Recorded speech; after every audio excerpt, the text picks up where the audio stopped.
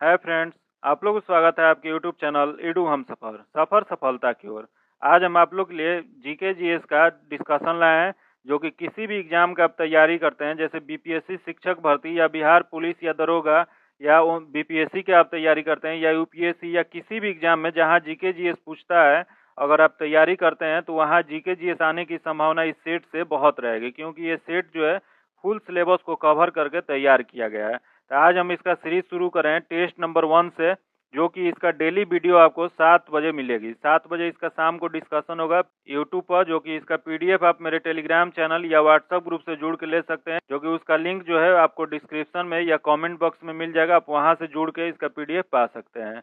आइए देखते हैं आज का पहला क्वेश्चन। अगर अभी तक चैनल को सब्सक्राइब नहीं किए हैं तो चैनल को सब्सक्राइब कर लीजिएगा, ताकि जब भी हम वीडियो डालें तो आपको नोटिफिकेशन प्राप्त हो। और वीडियो को लाइक कर दीजिएगा, दोस्तों के साथ शेयर कीजिएगा। आइए देखते हैं आज का पहला क्वेश्चन। पहला क्वेश्चन दिया गया है, सवाना की वृद्धि के लिए निम्नलिखित में से कौन सी दशा आदर्श मानी जाती है। बताना है आपको कि सवाना जो घास के मैदान पाया जाता है, जो उसके लिए वृद्धि के लिए निम्नलिखित में से कौन सी दशा आदर्श मानी जाती है। यह जो आदर्श मानी जाती है, देख लेते हैं। पहला दिया गया मृद तथा आर्द्र जलवायु, अगला दिया गया शुष्क ग्रीष्म तथा वर्षा शीतकालीन जलवायु, अगला दिया गया लंबी शुष्क ऋतु वाला आर्द्र जलवायु, जो कि इसका जो सही माना जाता है वो सी नंबर माना जाता है। तो इसका आंसर जो हो जाएगा सी नंबर हो जाएगा। यही क्वेश्चन पूछ दे कि यह सवाना घास का मैदान कहाँ पाया जाता है, तो सवाना घास का मैदान जो है यह सहारा में पाया जाता है। यही जान लेते हैं, यहाँ सवाना घास का मैदान दिया गया, तो जान लेते हैं कि घास के मैदान को कितने भागों में बांटा गया। तो घास के मैदान जो है वह 2 भागों में बांटा गया। कौन कौन सा? तो उष्ण कटिबंधीय घास के मैदान और शीतोष्ण कटिबंधीय घास के मैदान में बांटा गया है। तो जान लेते हैं कि उष्ण कटिबंधीय घास के मैदान कौन कौन से होते हैं। तो इसको आप लोग नोट कर लीजिएगा, या वीडियो फिर से आप दोबारा देख के उसको जरूर नोट कीजिएगा, क्योंकि इससे क्वेश्चन बिहार में या किसी भी एग्जाम में आपको जरूर पूछता है। तो सबसे पहले जान लेते हैं उष्ण कटिबंधीय घास के मैदान। तो सहारा में सवाना पाया जाता है, ब्राजील में कैम्पोज पाया जाता है, वेनेजुएला में लानोज पाया जाता है, और श्रीलंका में पटाना पाया जाता है, और ऑस्ट्रेलिया में पार्कलैंड पाया जाता है। फिर एक बार रिपीट करते हैं, सहारा में सवाना, ब्राजील में कैम्पोज, वेनेजुएला में लानोज, श्रीलंका में पटाना, ऑस्ट्रेलिया में पार्कलैंड पाया जाता है। फिर वही जान लेते हैं कि शीतोष्ण कटिबंधीय घास के मैदान कौन कौन से होते हैं। तो शीतोष्ण कटिबंधीय घास के मैदान जो होते हैं, रूस में स्टेपी होते हैं, यूएसए में प्रेयरी होते हैं, अर्जेंटीना में पंपास होते हैं, दक्षिण अफ्रीका में वेल्स होते हैं, ऑस्ट्रेलिया में डाउन्स होते हैं, न्यूजीलैंड में कैंटवरी होते हैं। याद रखिएगा, फिर से एक बार रिपीट करते हैं। रूस में स्टेपी, यूएसए में प्रेयरी, अर्जेंटीना में पंपास, दक्षिणी अमेरिका में वेल्स, फिर अर्जेंटीना में डाउन्स, न्यूजीलैंड में कैंटवरी। इसका जो आंसर हो जाएगा सी नंबर हो जाएगा। अगला क्वेश्चन देखते हैं, निम्नलिखित में से कौन सी गैर परंपरागत ऊर्जा स्रोत नहीं है। इसमें बताना है कि गैर परंपरागत ऊर्जा स्रोत इनमें से कौन सा नहीं है, मतलब कौन सा गलत दिया गया है। तो देख लेते हैं इसमें कौन सा गलत दिया गया है। तो पहला दिया गया है परमाणु ऊर्जा। परमाणु ऊर्जा जो है ये गैर परंपरागत ऊर्जा नहीं है, तो इसका जो आंसर हो जाएगा ए नंबर हो जाएगा। बाकी यहाँ दिया गया सौर ऊर्जा, आगे दिया गया पवन ऊर्जा, उसके बाद ज्वारीय शक्ति, ये जो है गैर परंपरागत ऊर्जा है, ऊर्जा का स्रोत है, जो कि ये परमाणु ऊर्जा जो है नहीं है। तो इसका जो आंसर हो जाएगा ए नंबर हो जाएगा। अगला क्वेश्चन देखते हैं, निम्नलिखित राज्यों में से कौन सा राज्य टोडाओ का निवास स्थान है। बताना है कि टोडाओ जनजाति का इनमें से कौन सा राज्य निवास स्थल है। तो यह जो निवास स्थल जो हो जाएगा, इसका जो दिया गया है इसमें ऑप्शन देख लेते हैं, इसमें क्या क्या दिया गया। तो पहला दिया गया मध्य प्रदेश। मध्य प्रदेश में गौंड जनजाति ज्यादा पाई जाती है। फिर यहाँ दिया गया राजस्थान, फिर दिया गया तमिलनाडु। तमिलनाडु जो है वह टोडाओ का सबसे निवास स्थल मुख्य माना जाता है। तमिलनाडु का नीलगिरी वाला क्षेत्र जो है वहाँ टोडाओ जनजाति पाई जाती है। तो इसका जो आंसर हो जाएगा सी नंबर हो जाएगा। अगला क्वेश्चन देखते हैं, निम्नलिखित में से कौन सा महासागर अंग्रेजी अक्षर एस के आकार जैसा है। बताना है आपको कि कौन सा महासागर है जो कि अंग्रेजी अक्षर एस के आकार जैसा है। तो ये अंग्रेजी के एस के आकार के जैसा जो है अटलांटिक महासागर है। इसका जो आंसर हो जाएगा सी नंबर हो जाएगा। अगला क्वेश्चन देखते हैं, न्यायिक समीक्षा प्रणाली का उद्गम देश कौन सा है। बताना है आपको कि न्यायिक समीक्षा प्रणाली का उद्गम देश कौन सा है। यह जो उद्गम देश जो है यूएसए है। इसका जो आंसर हो जाएगा डी नंबर हो जाएगा। अगला क्वेश्चन देखते हैं, व्यापारिक पवनों का कारण है, बताना है आपको व्यापारिक पवनों का कारण क्या होता है। तो व्यापारिक पवनों को हम लोग इंग्लिश में ट्रेड विंड कहते हैं। इसी के व्यापारिक पवन या ट्रेड विंड को दोनों गोलार्ध में अश्व अक्षांश से डोलड्रम की ओर चलने वाली एक अस्थायी पवन है। इसका जो आंसर हो जाएगा वो बी नंबर हो जाएगा, सन 1 हो जाएगा। इसका जो कारण क्या है तो सन 1 हो जाएगा, इसका आंसर बी नंबर हो जाएगा। अगला क्वेश्चन देखते हैं, निम्नलिखित में से किस गैर संसद सदस्य को संसद को संबोधित करने का अधिकार है। यह जो संसद को संबोधित करने का अधिकार है भारत के महान्यवादी को है। इसका जो आंसर हो जाएगा वो ए नंबर हो जाएगा। अगला क्वेश्चन देखते हैं, हमारे देश की न्यायिक प्रणाली के अंतर्गत राज्यों के उच्च न्यायालय की सीधे किसकी अधिकारिता में आते हैं।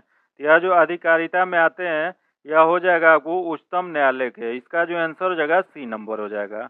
अगला क्वेश्चन देखते हैं, निम्नलिखित में से कौन से भारत के संसद का भाग नहीं है। इसमें भारत के संसद के भाग इनमें से बताना है कि कौन सा नहीं है। तो देख लेते हैं कौन सा नहीं है। तो इसमें दिया गया पहला राष्ट्रपति जो कि है, अगले मंत्री परिषद ये नहीं है। अगला कहा गया है कि लोकसभा दिया गया जो कि है। अगला है राज्यसभा ये भी है। तो इसके में जो नहीं है चूज करना था, तो इसका जो आंसर हो जाएगा बी नंबर हो जाएगा।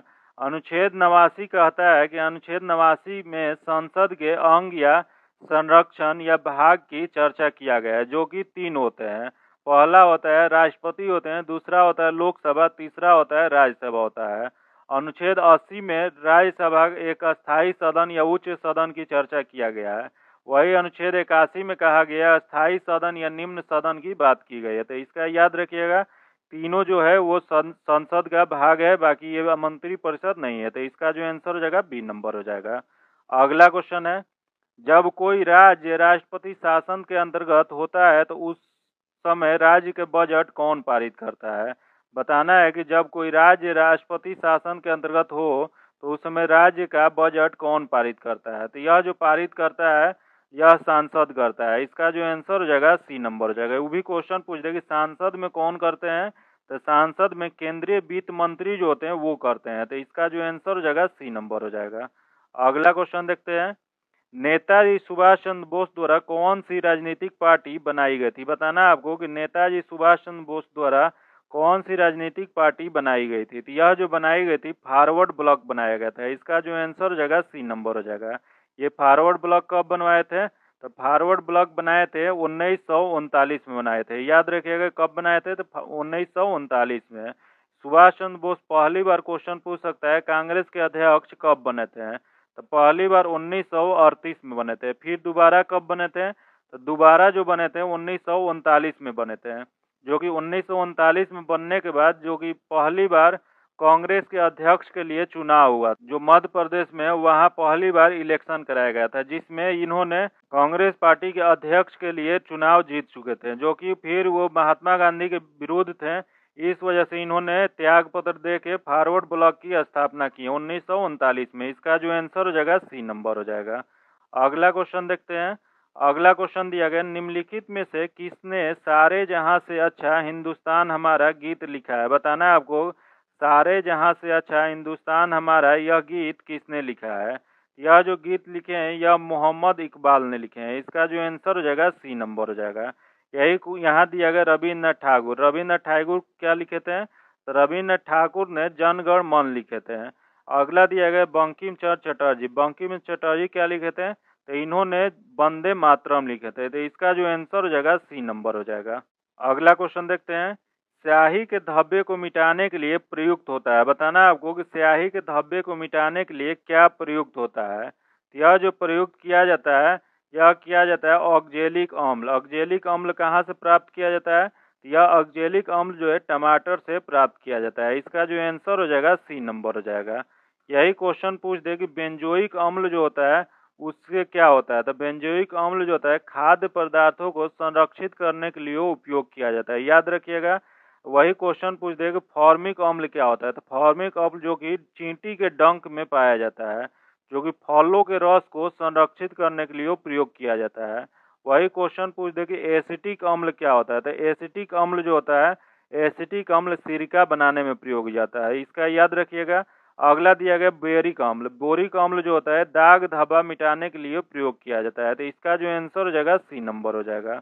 अगला क्वेश्चन देखते हैं। पृथ्वी, चंद्रमा और सूर्य के बीच गुरुत्वाकर्षण से पैदा होता है, तो यह जो पैदा होता है ज्वार होता है, इसका जो आंसर हो जाएगा डी नंबर हो जाएगा। ज्वार को अंग्रेजी में क्या कहते हैं, तो टाइड कहते हैं, तो ये ज्वार या टाइड उत्पन्न होता है। अगला क्वेश्चन देखते हैं। तंजौर के बृहदेश्वर मंदिर को जो हमारे देश में सबसे बड़ा है, किसने बनवाया था? बताना है आपको कि बृहदेश्वर मंदिर जो तंजौर में स्थित है उसका निर्माण किसने करवाए थे? तो यह जो निर्माण इसका करवाए थे राजा राज प्रथम ने, इसका जो आंसर हो जाएगा डी नंबर हो जाएगा। अगला क्वेश्चन देखते हैं। अगला क्वेश्चन है, वह विख्यात संगीतकार कौन है जो अकबर के नवरत्नों में से एक थे? बताना है कि कौन विख्यात संगीतकार हैं जो अकबर के नवरत्नों में से एक है। यह अकबर के नवरत्नों में से एक जो है तानसेन थे, इसका जो आंसर हो जाएगा ए नंबर हो जाएगा।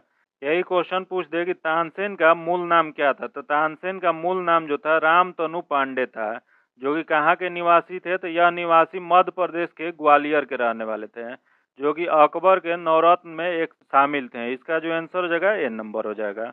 अगला क्वेश्चन है, सौर ऊर्जा को विद्युत ऊर्जा में परिवर्तित करने के लिए आवश्यक तत्व है। बताना है आपको कि सौर ऊर्जा को विद्युत ऊर्जा में परिवर्तन करने के लिए आवश्यक तत्व कौन सा है? तो ये जो हो जाएगा सिलिकॉन हो जाएगा। इसका जो आंसर हो जाएगा बी नंबर हो जाएगा। अगला क्वेश्चन देखते हैं। निम्नलिखित में से कौन सी पुस्तक कालिदास द्वारा नहीं लिखी गई है? इसमें बताना है कि कौन सा पुस्तक जो है कालिदास द्वारा इसमें नहीं लिखी गई है, तो देख लेते हैं। तो यहाँ सबसे पहले जान लेते हैं कालिदास को हम लोग और किस नाम से जानते हैं, तो कालिदास को हम लोग भारत का शेक्सपियर कहते हैं। इसका जो है देख लेते हैं पुस्तक कौन सा है, तो रघुवंशम जो कि लिखा गया है। अगला है ऋतु संहार, ये भी लिखा गया है। अगला है मृक्षकटिकम जो कि नहीं लिखा गया है, कालिदास की रचना नहीं है। अगला है मेघदूतम, ये भी रचना है, तो इसका जो आंसर हो जाएगा सी नंबर हो जाएगा। तो जान लेते हैं कि कालिदास के द्वारा कौन कौन सी पुस्तक लिखी गई है। तो सबसे पहले रघुवंशम है, उसके बाद मेघदूतम, ऋतु संहार, मालविकाग्नि मित्र, अभिज्ञान शकुंतलम, विक्रमोदित्य, कुमार संभवम। एक बार फिर रिपीट करते हैं। रघुवंशम, मेघदूतम, ऋतु संहार, मालविकाग्नि मित्र, अभिज्ञान शकुंतलम, विक्रमोदित्य, कुमार संभवम। इसका जो आंसर हो जाएगा सी नंबर हो जाएगा। अगला क्वेश्चन देखते हैं। बैंक दर वह होती है, बताना है कि बैंक दर क्या होती है। तो बैंक दर जो होती है वह दर जिस पर भारतीय रिजर्व बैंक अनुसूचित बैंकों को कर देता है। इसका जो आंसर हो जाएगा सी नंबर हो जाएगा। अगला क्वेश्चन देखते हैं। राजा टोडरमल निम्नलिखित में से किसके सलाहकार थे? बताना आपको कि राजा टोडरमल जो थे किसके सलाहकार थे। यह जो सलाहकार थे अकबर के थे। इसका जो आंसर हो जाएगा बी नंबर हो जाएगा। अगला क्वेश्चन देखते हैं। सबसे पहले ओपन हार्ट सर्जरी किसने की थी? बताना आपको कि सबसे पहले ओपन हार्ट सर्जरी किसने किया था। यह जो ओपन हार्ट सर्जरी जो सर्वप्रथम किए थे लीलाहल ने किए थे, तो यह किए थे वाल्टन लीलाहल। इसका जो आंसर हो जाएगा ए नंबर हो जाएगा। ये वाल्टन लीलाहल जो थे ये सर्वप्रथम हार्ट की सर्जरी किए थे। वही क्वेश्चन पूछ देगा पहला प्रतिरोपण किसने किया था, तो प्रथम प्रतिरोपण क्रिस्टन बर्नार्ड ने किए थे। वही भारतीय कौन से डॉक्टर थे, तो ये भारतीय डॉक्टर वेणुगोपाल थे। इसका जो आंसर हो जाएगा ए नंबर हो जाएगा। अगला क्वेश्चन है। शर्करा में होता है, बताना आपको कि शर्करा में क्या होता है। तो शर्करा में जो होता है वह कार्बन, हाइड्रोजन और ऑक्सीजन होता है। इसका जो आंसर हो जाएगा बी नंबर हो जाएगा। अगला क्वेश्चन है। भारत का राष्ट्रीय आय डाटा तैयार करता है, बताना आपको कि भारत का राष्ट्रीय आय डाटा कौन तैयार करता है। यह जो तैयार करता है केंद्रीय सांख्यिकी संगठन करता है। इसका जो आंसर हो जाएगा डी नंबर हो जाएगा। अगला क्वेश्चन देखते हैं। अगला क्वेश्चन दिया गया है पूंजी और मांग स्वयं उत्पन्न करती है, यह उक्ति किसकी है। तो यह जो उक्ति दिया गया है यह जेबी से की है। इसका जो आंसर हो जाएगा बी नंबर हो जाएगा। अगला क्वेश्चन देखते हैं। निम्नलिखित में से कौन से उपकरण वैद्युत चुंबकीय प्रेरणा के सिद्धांत पर आधारित नहीं है। तो यह जो आधारित नहीं होता है इंडक्शन कॉइल जो होता है नहीं होता है। इसका जो आंसर हो जाएगा डी नंबर हो जाएगा। अगला क्वेश्चन है। ब्राजील के उष्णकटिबंधीय घास में स्थान को कहते हैं, बताना है कि ब्राजील के उष्णकटिबंधीय घास के मैदान को क्या कहा जाता है। तो अभी पहला ही क्वेश्चन में हम इसका डिस्कशन किए हैं, तो इसका जो हो जाएगा कंपोज कहते हैं। इसका जो आंसर हो जाएगा ए नंबर हो जाएगा। अगला क्वेश्चन देखते हैं। निम्नलिखित दार्शनिक और उनके दर्शन ग्रुपों ये से गलत जोड़ा ज्ञात करें। इसमें बताना है कि कौन सा गलत जोड़ा दिया गया है। तो देख लेते हैं इसमें कौन सा गलत जोड़ा दिया गया है। तो पहला दिया गया शंकराचार्य, जो कि अद्वैतवाद के मानने वाले थे, सही है। अगला है वल्लभाचार्य, शुद्ध अद्वैत, ये भी सही है। अगला है चैतन्य, विशिष्ट द्वैतवाद, जो कि गलत दिया गया। चैतन्य जो थे यह विशिष्ट द्वैतवाद को नहीं मानते थे, ये गलत दिया गया। अगला दिया गया चार्वाक, जो कि लोकायत, ये भी सही है। तो इसमें गलत चूज करना था, तो इसका जो गलत हो जाएगा सी नंबर हो जाएगा।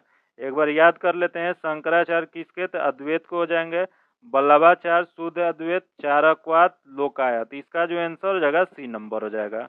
अगला क्वेश्चन है, सेलुलोज निम्न में से किसका मुख्य घटक है। इसमें बताना है सेलुलोज जो है किसका मुख्य घटक है। तो सेलुलोज जो मुख्य घटक होता है कोशिका भित्ति का होता है। इसका जो आंसर हो जाएगा ए नंबर हो जाएगा।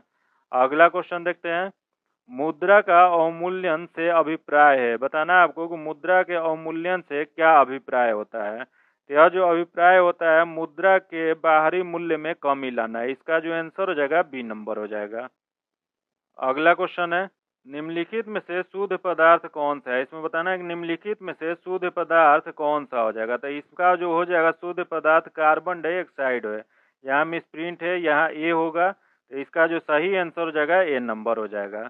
अगला क्वेश्चन देखते हैं, नीलंबी घाटी निम्नलिखित में से किसकी क्रिया द्वारा बनती है। बताना है आपको नीलंबी घाटी निम्नलिखित में से किसके द्वारा बनती है। यह जो बनती है यह हिमनद के द्वारा बनती है। इसका जो आंसर हो जाएगा ए नंबर हो जाएगा। अगला क्वेश्चन देखते हैं, चीन सागर के उष्णकटिबंधीय चक्रवातों को निम्नलिखित में से क्या कहा जाता है। आपको बताना है कि चीन सागर के उष्णकटिबंधीय चक्रवात जो आता है उसे निम्नलिखित में से क्या कहा जाता है। तो उसे कहा जाता है टाइफून। इसका जो आंसर हो जाएगा सी नंबर हो जाएगा। यही क्वेश्चन पूछ दे कि यह टर्नेडो कहाँ कहा जाता है। तो टर्नेडो जो कहा जाता है यूएसए में कहा जाता है। यहाँ दिया गया चक्र पवन, चक्र पवन नहीं होगा, यहाँ चक्रवात हो जाएगा। तो चक्रवात कहाँ कहा जाता है, यह भारत में कहा जाता है। इसका जो आंसर हो जाएगा सी नंबर हो जाएगा। अगला क्वेश्चन देखते हैं, निम्नलिखित में से वह कौन सा संगठन है जो संयुक्त राष्ट्र को विशेषाधिकृत एजेंसी नहीं है। बताना है कि वह कौन सा संगठन है जो संयुक्त राष्ट्र की विशेषाधिकृत एजेंसी नहीं है। तो देख लेते हैं इसमें कौन सा नहीं है। तो पहला दिया गया है FOA, फाओ, तो ये जो है नहीं है। तो इसका आंसर जो हो जाएगा ए नंबर हो जाएगा। बाकी यूनेस्को का कहाँ है, तो यूनेस्को का स्थित है पेरिस में। बाकी यहाँ दिया गया WHO का कहाँ है, तो यह है जिनेवा में। तो इसका जो आंसर हो जाएगा ए नंबर हो जाएगा। अगला क्वेश्चन है, एस्ट्रॉयड सूर्य के चारों ओर किन ग्रहों के बीच चक्कर लगाते हैं। बताना है कि एस्ट्रॉयड जो है सूर्य के चारों ओर किन दो ग्रहों के बीच चक्कर लगाते हैं। तो यह जो चक्कर लगाते हैं यह मंगल और बृहस्पति के बीच में लगाते हैं। इसका जो आंसर हो जाएगा बी नंबर हो जाएगा। अगला क्वेश्चन है, रेडियो तरंगों का परावर्तन करने वाली वायुमंडलीय परत को क्या कहते हैं। बताना है आपको कि रेडियो तरंगों का परावर्तन करने वाली वायुमंडलीय परत को किस नाम से जानते हैं। यह जो जाना जाता है यह आयन मंडल को जाना जाता है। इसका जो आंसर हो जाएगा बी नंबर हो जाएगा। यहाँ दिया गया ओजोन मंडल, ओजोन मंडल किस और नाम से जानते हैं, तो ओजोन मंडल को हम लोग समताप मंडल के नाम से जानते हैं। तो इसका जो आंसर हो जाएगा बी नंबर हो जाएगा। अगला क्वेश्चन देखते हैं।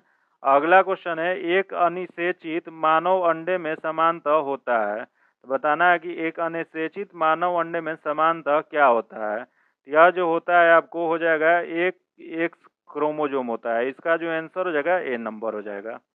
अगला क्वेश्चन है, पारिस्थितिकी तंत्र में नाइट्रोजन का परिसंचरण किसके द्वारा किया जाता है। तो यह जो किया जाता है जीवाणुओं के द्वारा किया जाता है। इसका जो आंसर हो जाएगा बी नंबर हो जाएगा। अगला क्वेश्चन है, अगला क्वेश्चन, द्रव्यमान ऊर्जा संबंध किसका निष्कर्ष है। बताना है आपको द्रव्यमान ऊर्जा संबंध किसका निष्कर्षण है। यह जो निष्कर्षण हो जाएगा इसका आंसर जो हो जाएगा सापेक्षता के समान सिद्धांत हो जाएगा। इसका आंसर जो हो जाएगा बी नंबर हो जाएगा। अगला क्वेश्चन है, कपड़े और बर्तनों को साफ करने के लिए प्रयुक्त डिटर्जेंट में होता है। बताना है आपको कि कपड़ों और बर्तनों को जो साफ करने वाले प्रयुक्त डिटर्जेंट होता है उसमें क्या होता है। तो इसमें जो होता है सल्फोनेट होता है। इसका जो आंसर हो जाएगा सी नंबर हो जाएगा। अगला क्वेश्चन है, यूरेनियम के रेडियो एक्टिव विघटन के फलस्वरूप अनंतः क्या बनता है। तो यह जो अनंता जो बनता है यह शीशा बनता है। इसका जो आंसर हो जाएगा डी नंबर हो जाएगा। इसका पीडीएफ पाने के लिए आप मेरे टेलीग्राम चैनल या व्हाट्सएप ग्रुप से जुड़ के ले सकते हैं। यह मेरा टेस्ट सीरीज शुरू करने का जो किए हैं यह आपको कैसा लगा कमेंट बॉक्स में अपना ज़रूर बताइएगा। इसमें और क्या सुधार करना है या इसमें क्या ऐड मतलब जो भी हो आप लोग अपना राय जो है कमेंट में ज़रूर बताइए। यहाँ जो लिंक दिया गया है यह पीडीएफ से आप डायरेक्ट मेरे यूट्यूब चैनल पे पहुँच जाइएगा। ये लिंक दिया गया है। अगर चैनल को अभी तक सब्सक्राइब नहीं किए हैं तो सब्सक्राइब कर लीजिएगा। बगल में बेल आइकन है जिसको जरूर दबा लीजिएगा ताकि जब भी वीडियो डालें तो आपको नोटिफिकेशन प्राप्त हो। वीडियो को लाइक कीजिएगा, दोस्तों के साथ शेयर कीजिएगा। फिर मिलते हैं आपसे अगले वीडियो में, तब तक के लिए धन्यवाद। जय हिंद।